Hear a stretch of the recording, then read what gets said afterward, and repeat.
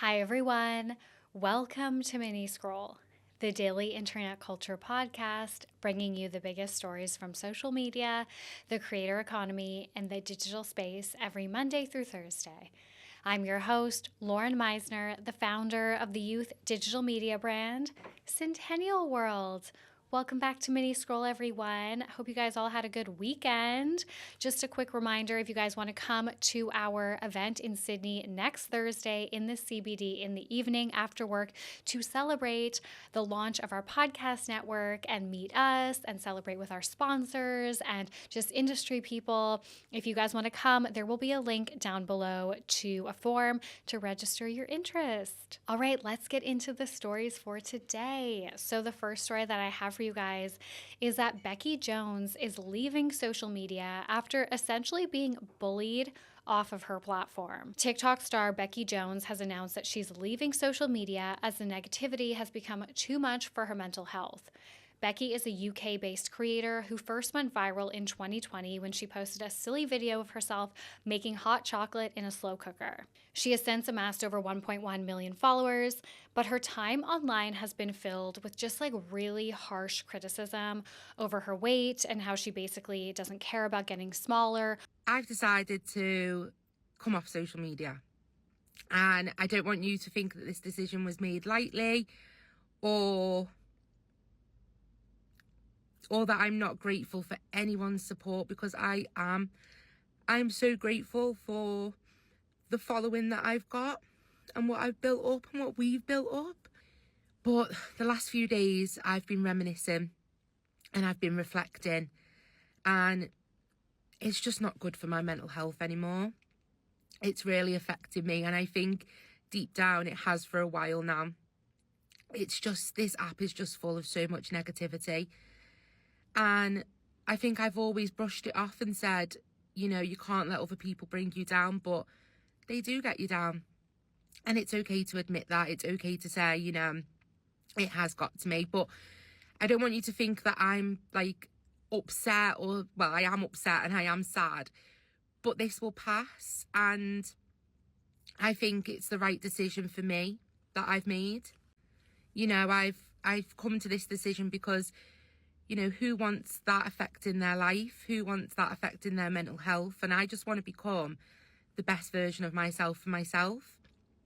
And I want to put me first. So Becki was not like part of the Welsh Five, which is like a group of TikTokers who are from Wales, and I love them, but she like filmed with them a lot, and they kind of, I think, took her under their wing a little bit. I think we will start to see this more and more. Like, no matter how you feel about Becki, I know she's had a controversy or two, and I mean, like, who hasn't at this point on TikTok, really? I think we will see this more and more, though, like the way that we have completely normalized saying the worst things imaginable to strangers on TikTok is scary. And I'm not talking like, you know, valid criticism or like holding people accountable for problematic behavior. Like, I'm talking you post anything, and if it gets any little bit of traction, just immediately criticism of every little thing you're doing, what you look like, how you said things, like everything. And Becki experienced that a lot. At one point, she said she feels like the most hated woman on TikTok. I think after 5 years, a lot of people who have built careers off of TikTok will start moving on. I think at some point it probably just stops being worth it when you're basically in like an emotionally abusive relationship with your job. And for creators who are outside of the US, where the creator fund isn't as strong, like here in Australia, we don't even have the creator fund. So, you know, when you don't even have the, I guess, like monetization or like the monetary gain from it, like at some point you must just be like, what is the point? And I imagine it would be really hard to walk away from something she's put so much like time and energy and effort into building a huge platform like that. Like, people would kill to have over 1 million TikTok followers. I've seen some people theorize that she will come back eventually, but I think it's sad in general when any creator has to step back because of how much hate they get. Unless it's like Jeffree Star. Unless they've done like actually unforgivable stuff. Okay, the next story that I have for you guys, speaking of like online bullying, there's this 7-part series going viral on TikTok that is diving into Hailey Bieber's alleged obsession with Selena Gomez. So I'm sure some of you guys have seen this. It literally exploded in like the last 24 hours. The original video is actually a YouTube video by creator Internet Oddities. And when these videos started coming up on my For You page, I was like, I know this voice. Like, this is not a TikTok creator. Whose voice is this? I cannot, like, I couldn't pinpoint it. Anyways, I do subscribe to Internet Oddities, or I did at some point, and I went and I found the video, and I'd watched like the first, I don't know, quarter of it maybe at some point. So there seems to be quite a few accounts that are clipping this video and posting it as like this 7-part quote unquote series to like prove Hailey Bieber's obsession with Selena, but it is not a 7-part TikTok series. It is a YouTube video that various accounts are clipping. The reason they're clipping it is because this comes off the back of the situation last week where Hailey was allegedly caught liking a creator's video that shaded Selena Gomez. And when the creator called Hailey out on TikTok, her rep denied the claims. And then this was actually a follow-up that I didn't get to say last week. The creator shared the metadata proving that she didn't Photoshop it, I guess. So now there's tons of people posting on TikTok being like, oh my God, I used to think that Selena Gomez stans were just like delusional and unhinged. And now I feel like my mind is changing. And so now, obviously, Selena fans have taken this YouTube video. And I don't know if this is like, I'm actually interested. I would be so interested to know this. If this is like a coordinated decision, you know how like fandoms will have, you know, discords or groups or whatever where they talk amongst themselves. I'm so interested to know if this was like a decision that they made collectively, because like I said, there's several accounts that are posting this, and it does contain some weird stuff, this video. Like, there are a lot of coincidences. However, I would also say that a lot of the coincidences that come up in this video are just because of the times and just because they both function in the same industry, and, you know, that's like the trendy thing to do at the time. So like they talk about how they both got like cooking shows, like YouTube cooking shows or whatever. And it's like, yeah, well, that like is a thing that celebrities do. When you're kind of like a lifestyle influencer or like, you know, whatever, like that is just like an avenue you can take. They also talk, there's also comparisons about like how they pose, like how like Hailey will like quote unquote like copy Selena's poses. And like I would argue that women our age in our early 30s are, you know, millennials, like we're doing the same poses all the time too. Like, I don't know. She wore similar things or like the exact same thing as Selena right after her. And again, I'm like, well, yeah, but like, I don't know, like that was probably like the trendy style, the trendy top. I don't know. Maybe I'm giving it too much credit. I just feel like I do not believe that Hailey Bieber herself is like this, like that's just too obvious. Like I just don't believe, I can't even articulate this. I just don't believe that she is this like manipulative mastermind who is like copying Selena Gomez so shamelessly. Like, I just feel like that would just be so obvious. However, the one weird thing that I think a lot of people can't get over is that Selena got a G tattoo behind her ear for her sister, Gracie, I guess. And then like a couple days later, Hailey got like what looks like essentially the same tattoo. Hailey was like, oh, it's to represent my pastor's daughter. And let me get into this now, because interestingly, off the back of this like 7-part series that's going viral on TikTok, creator Livy Smalls made a response video where she said that this particular series doesn't actually address something that's been very central to the Justin Bieber and Hailey Bieber relationship, which is their church. So Livy suggests that Hailey was kind of groomed to be there for Justin. They belonged to the same church, or eventually did. And we know that Justin and Selena were quite toxic for one another when they were together. So Livy theorizes that the church had a lot to do with Hailey and Justin getting together. So yeah, Selena Gomez does have a G tattoo, and not long after she got that tattoo, Hailey and Justin Bieber got matching G tattoos for their pastor's daughter. Now, they're not the only ones who have those tattoos. There are a lot of celebrities and athletes throughout the country, honestly, who have the G tattoo for Georgia, Chad Veach's daughter. But it wasn't just like on a whim, Hailey and Justin decided to get this G tattoo. No, it was very orchestrated. They didn't go to a tattoo parlor. They got tattooed in a hotel room in Switzerland while Justin was on tour, while his pastor was with him supervising the whole thing. Now, do you think it was their idea, or you think it was his idea? And it just so happened to be matching with Selena. And then there was the story about Hailey driving past Selena's house while she was in rehab, just cruising by her house. with her pastor's wife. What are the odds it would be her, Chad Veach's wife?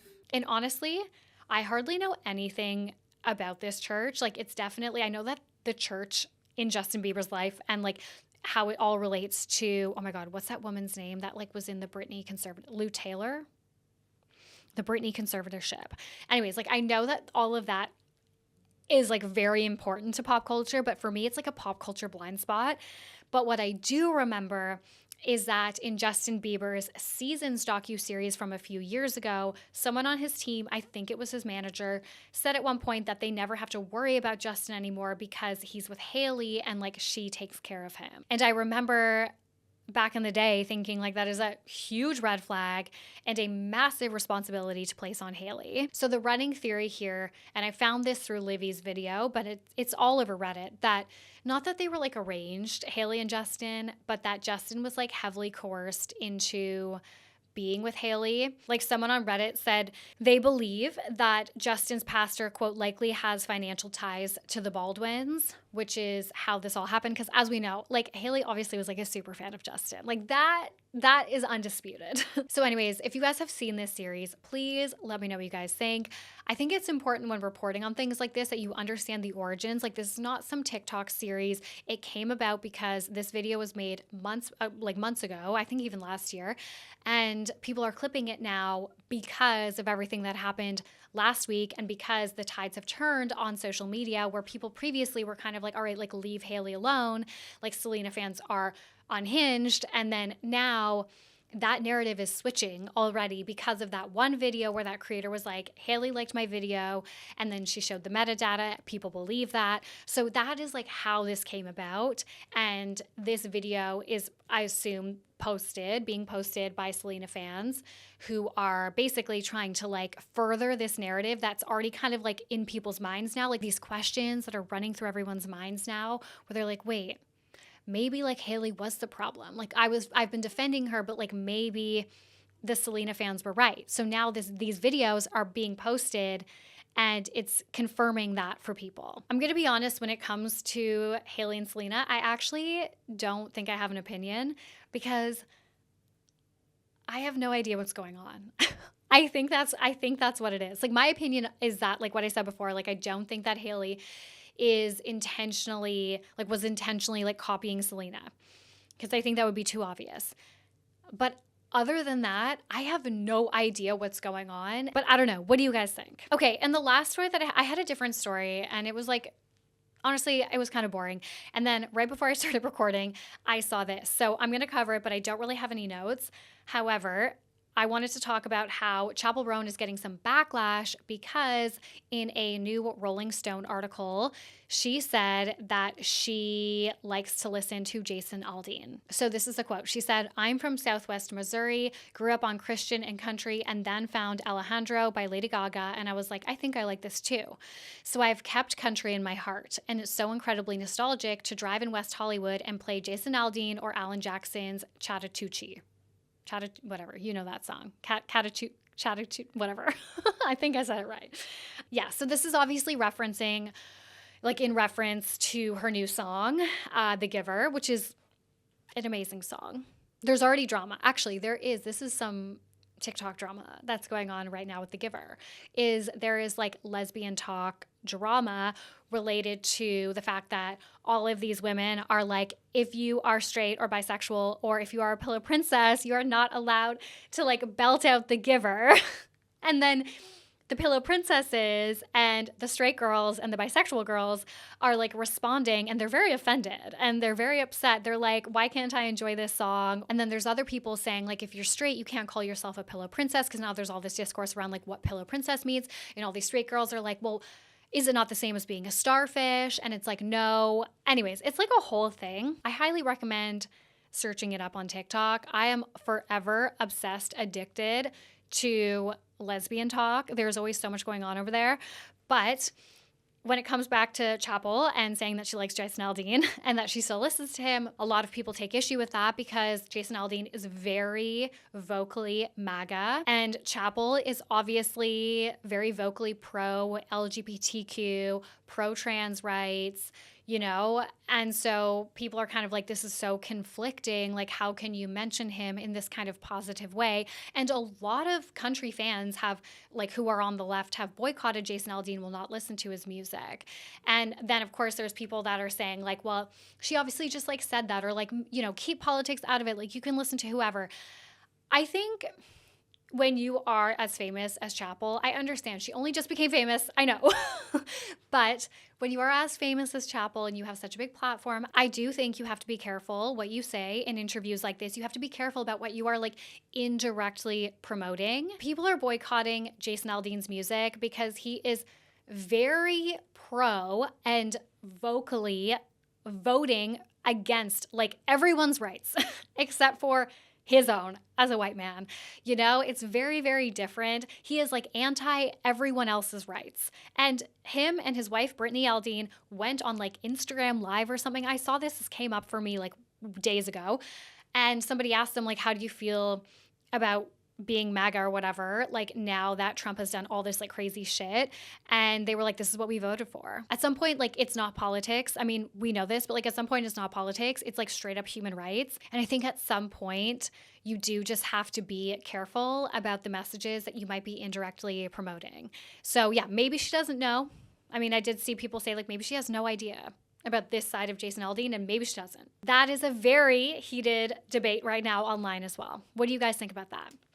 All right, guys. Well, that's it for Mini Scroll today. Thank you so much for listening. I love you guys. Please rate, review, and subscribe. We're trying to get to 1,000 Spotify star ratings. And I will talk to you tomorrow.